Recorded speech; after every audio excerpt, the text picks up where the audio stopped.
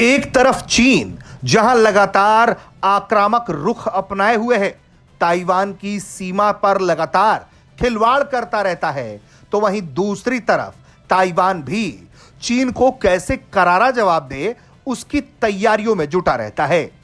अब ये तस्वीरें हम आपको ताइवान की ही दिखा रहे हैं, जहां ताइवान के योद्धा किस तरह से अपने दुश्मन को अचूक प्रहार के साथ ढेर कर सकें, इसकी तैयारी हो रही है। ताइवान के राष्ट्रपति लाई चिंगते ने सालाना हान कुआंग युद्ध अभ्यास के दौरान तटीय हमले की ड्रिल का निरीक्षण किया है। उन्होंने एक तेज हमला करने वाली मिसाइल बोट पर सवार होकर कम ऊंचाई पर उड़ने वाले अटैक ड्रोन की तैनाती देखी, जो चीनी हमले को नाकाम करने का एक सफल अभ्यास था।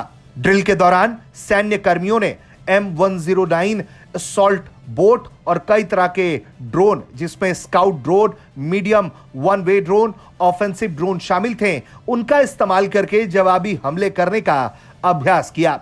लाई ने दक्षिण शहर काओशुंग में नौसेना के बेस पर क्वांग हुआ 6 क्लास मिसाइल बोट पर सवार होकर अभ्यास में हिस्सा ले रहे नाविकों को संदेश भी दिया, और उन्होंने कहा कि हान कुआंग अभ्यास का मकसद असली सैनिकों, असली इलाकों और असली साजो सामान का इस्तेमाल करके कमांड के बीच तालमेल, लड़ाई के लिए तत्परता और देश की सुरक्षा क्षमता को परखना है। बाहरी खतरों और चुनौतियों को देखते हुए सरकार देश की सुरक्षा क्षमताओं को मजबूत करने के लिए काम करती रहेगी।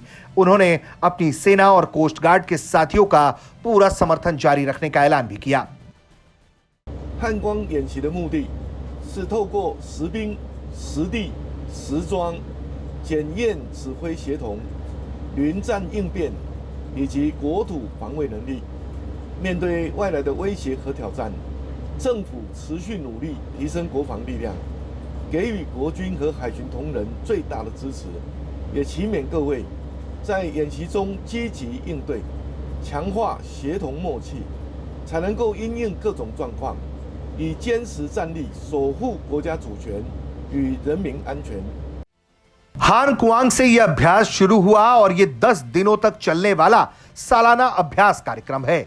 इस अभ्यास में ताइवान इस बात को परखता है कि चीन अगर जिस तरह से संभावित हमले करे तो उसका ताइवान कैसे जवाब दे।